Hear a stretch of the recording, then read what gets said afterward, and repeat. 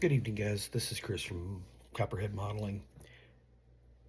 A while back, I asked you guys what you'd like to see me do, and somebody said they wanted to see a lot more detailing. Well, on this little Jeep, I know it's kind of hard to see. I've gone to the point of it's got the headlights in it, the wood wheel, the 50 cal even moves. It's got the ammo cans down here. It's got the radio antenna on it. Everything is the right colors.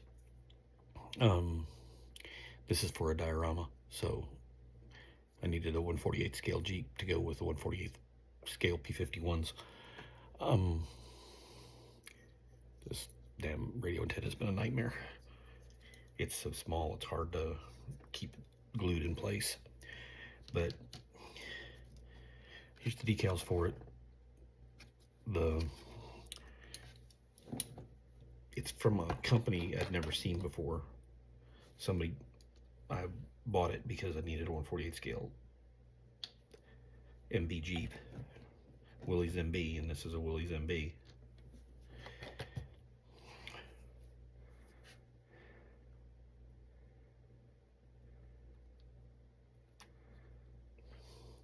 But you see what I'm talking about. They said they wanted to see a lot more of the detailing.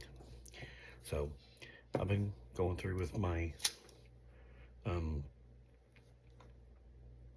915 that I've been doing and working on. Like, I showed you guys part of it. But I had to make this back panel because this truck's supposed to have a sleeper on it. And because of that sleeper, the panel for that it had a big opening here for access to the sleeper. So I made this panel of a piece of styrene. I've got some flat styrene that I can use for stuff. Making the shifter for a 915 that, in case you've never seen it, I've got some research photos here. You go till you find the inside of it, and that is the shifter for a 915. It's not a stick shift. It is a Allison automatic, and it's a push button. That thing is about 8 or 10 inches by 4 or 5 inches. I think it's 10 by 4, if I remember right. So I have to make that whole pedestal out of this flat styrene. Because it didn't have a window for the back of it, I had to make the window. Since I'm emulating something that's called Cark paint, I'm doing the paint on the outside of it by hand. I've got to fill a little mess up right there. I've had to fill the holes because the 915 doesn't have the air horns on top of it. But another quirk about a 915, it doesn't have polished aluminum wheels.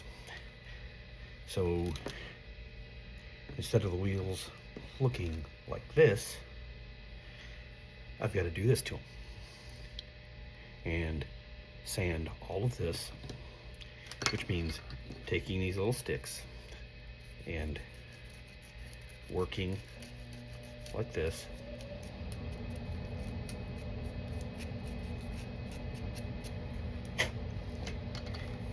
to get rid of the chrome on the front wheels. It's literally sitting here and doing this. Just take the chrome off, or rough it up to where the paint will stick to it, because the wheels are going to be brown, black and green.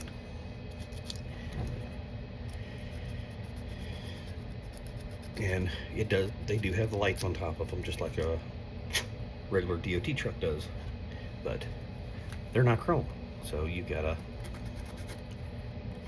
course this is a lot easier because it's a pretty much flat surface, but keep the chrome behind it, because you're going to be putting lights on it, and when you stick the lights on it, that chrome will allow a reflection to make your lights look like they're shining. And I showed you guys the other day I'd gotten this translucent yellow, but I hadn't put it on my light cover yet.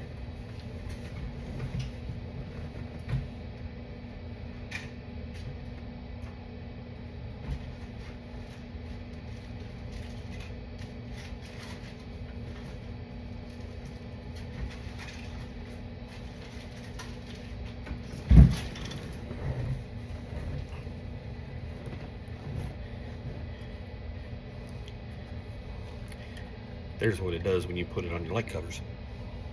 It turns them turn signal or marker light color. And then this is your headlights, so you're gonna have the chrome bezels for those to make them look right.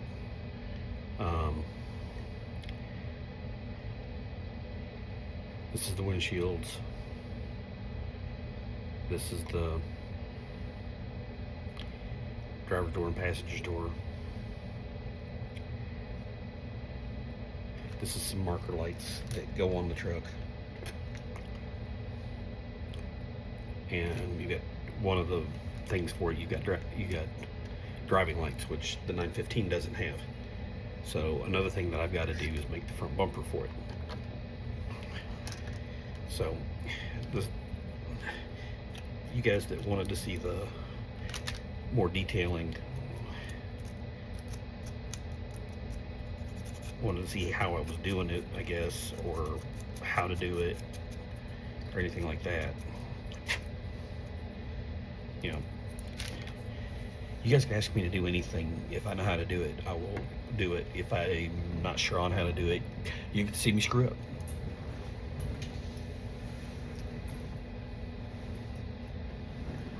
But show you guys some of the detailing I'm doing. I've got wires on here. I didn't do the wiring harness because the wiring harness on a Caterpillar is very, very simple. It's all concealed. But I did the wires here, so it looks like it's actually got the catch wires for the, not for the hood.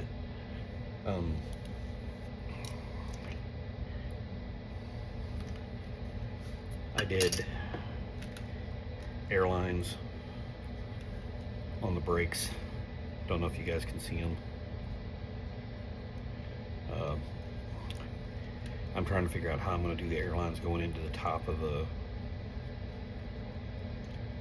airbags because they're up under here. You can't really see them, but I'm trying to do them.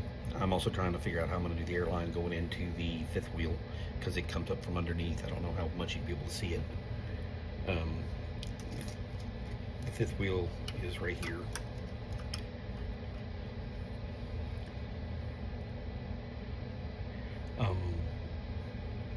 Also working on the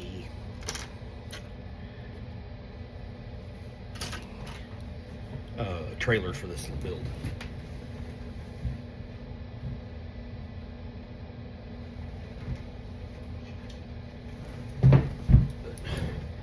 Just to show you what I'm talking about, that shifter goes right here. Because you see the driver's seat, the shifter's going to be right here next to it, and I got to build it out of styrene sheet.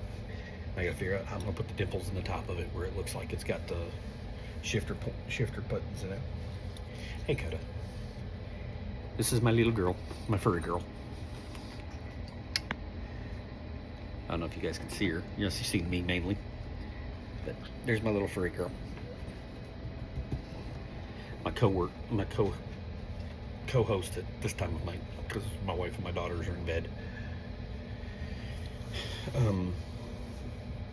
It's just a lot of research and finding things and finding the knowledge of what needs to be done and then figuring out how to do it. I'm not perfect. I'm never going to say I'm perfect. If you guys watch my BF109 videos, I screwed up sometimes. I screwed up on this and I had to fix it. But I fixed it. I'll never claim to be perfect. I will learn until the day I die. But as I said, I will learn. If you guys have anything specific you want me to try, let me know in comments. Trying to get this done for my unit because I'm retiring from the military and my unit is a 915 unit. So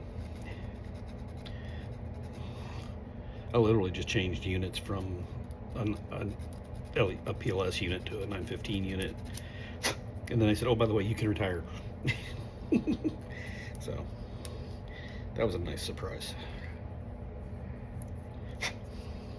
These sanding sticks are the bomb, by the way. I've got these. I actually found them on Amazon.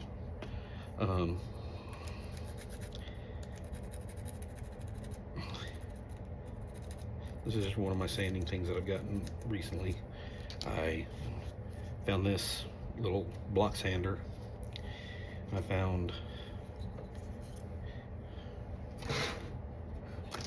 these sanders on one of those Japanese, Chinese websites, but this is literally, it looks like it's a 3D printed piece, but it works real well for like sanding axles and stuff like that because it's flexible. This is a nice machined aluminum piece, so it's flat, and this is a machined aluminum piece that gives you a round surface that you can work with, or a dead flat for a larger area. They're all great. And then I picked up some sanding sticks of a bigger variety, and they go all the way up to 2500 grit. And I got some polishing sticks, which go all the way up to 7000, which I can use on glass to try and polish glass if I need to. And then once I get to the 7000, if it's almost completely clear, I've got Jeweler's Rouge that I can use to polish it and make it clear.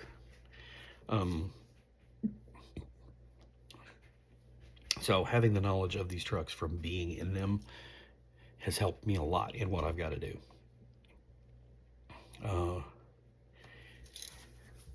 You guys have fun with your models. Enjoy building them. Do them like you want them. Build them like you want them to be, because that's the only way you'll be happy with them. God bless, and have a good night.